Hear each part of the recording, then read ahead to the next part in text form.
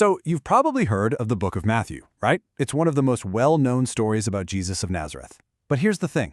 It's so much more than just a bunch of stories. It's this incredibly crafted argument, almost like a legal case, designed to answer one massive question. Who exactly was this guy? So what makes Matthew's version so unique? Well, the author, who tradition says was Matthew, a tax collector and one of Jesus' own apostles, isn't just writing down what happened. No, he's building a case. He's meticulously, almost surgically, arranging every single detail to prove a very specific and powerful point about who Jesus was and what he came to do. Okay, so Matthew's first move, right out of the gate, is to connect Jesus directly to the whole story of Israel from the Old Testament. He wants to show you that Jesus isn't just some random new figure, but the person all those ancient prophecies were pointing to. And he does this by highlighting three really crucial titles. First up, he starts with a genealogy. Now, I know what you're thinking. A long list of names sounds kind of dry, right?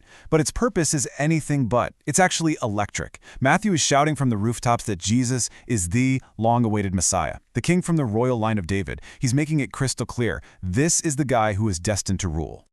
Then Matthew does something really clever. He starts drawing these parallels between Jesus and Moses that are just impossible to ignore. Think about it.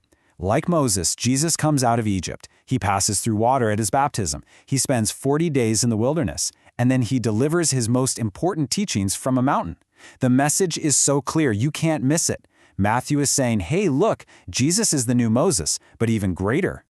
And then you get what might be the biggest, most mind-blowing claim of all, right in the birth story. Jesus is given the name Immanuel. That's a Hebrew name, and it literally means God with us. I mean, just let that sink in. Matthew is making this absolutely staggering claim that Jesus isn't just another prophet, not even just a king, but the God of Israel, right here, in human form. And that whole new Moses idea, it's not just a passing comment, it's actually the blueprint for the whole book. Matthew very deliberately structures the main part of his account into 5 big blocks of teaching. Why 5? Well, it's a direct and honestly brilliant echo of the 5 books of Moses, the Torah. It's his way of reinforcing that Jesus is the ultimate, authoritative teacher for God's people. So what's the big announcement from this new teacher, this king? He shows up and proclaims the arrival of the kingdom of God. But listen, this is not the kind of kingdom you're thinking of. It operates on a totally inverted value system. It's an upside-down kingdom, and it's here to challenge every single assumption we have about how the world works. So what exactly is this kingdom? Well, Matthew presents it as God's epic rescue mission for the entire world. And it's all happening through King Jesus. He's here to take on evil in all its forms. We're talking sickness, death, spiritual darkness, the whole shebang, and to bring God's just and loving reign back to earth. And this, of course, creates a totally radical new kind of community. I mean, look at the contrast. The world tells you to gain honor and power, right? But in Jesus' kingdom, you serve others. The world says seek revenge, get even. Jesus says, nope, forgive your enemies. Instead of hoarding wealth, his followers are told to give it away to the poor. It's a complete flip, a total reordering of what it even means to be powerful. Now you can imagine a message this radical wasn't exactly going to fly under the radar. Jesus' announcement of this upside-down kingdom, plus his claims to be God, well, it was like throwing a match on gasoline. It ignited immediate, intense conflict, and you got a whole spectrum of different reactions from people. And the response was a total mixed bag. A lot of people were all in, they loved Jesus and his message. But then you had a big group who were just confused. Even John the Baptist had moments where he wasn't quite sure what to make of it all.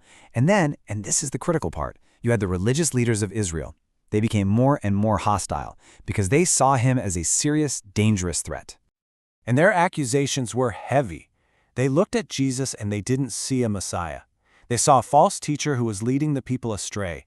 And even worse, when he claimed to be equal with God, all they heard was blasphemy, which, by the way, was a crime punishable by death. At this point, you just know a major confrontation is inevitable. And really, this clash of expectations is the absolute heart of the conflict. The leaders of Israel were waiting for a warrior king, right? Someone who would lead a military revolt and kick out their Roman oppressors. But the king Jesus revealed himself to be was something completely different, a suffering servant, a king whose victory wasn't going to come from crushing his enemies, but from dying for them. This collision of kingdoms finally reaches its explosive climax when Jesus rides into Jerusalem for the Passover festival. He's not just teaching out in the countryside anymore. he is walking right into the lion's den, directly confronting the religious and political authorities right in their center of power.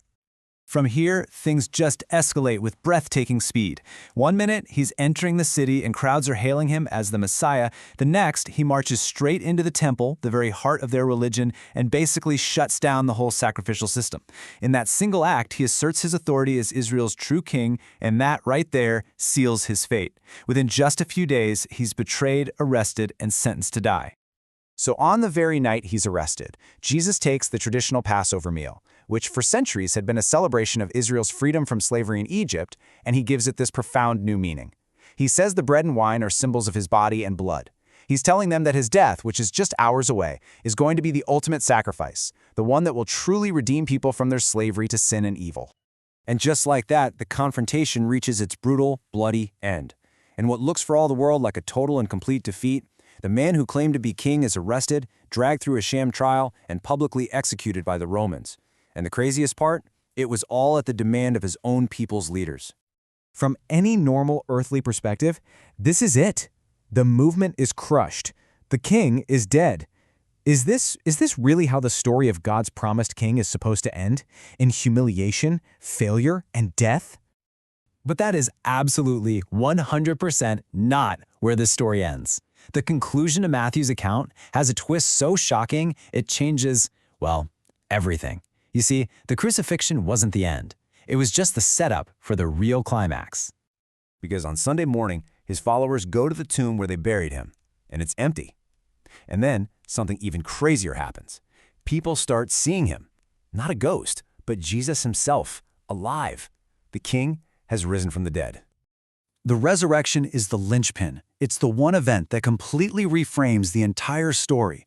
It's the ultimate proof, the final vindication of every single claim Jesus ever made. Suddenly, his death wasn't a tragic failure. It was the ultimate power move, a sacrificial victory over sin and death itself, establishing him once and for all as the true king of the whole world.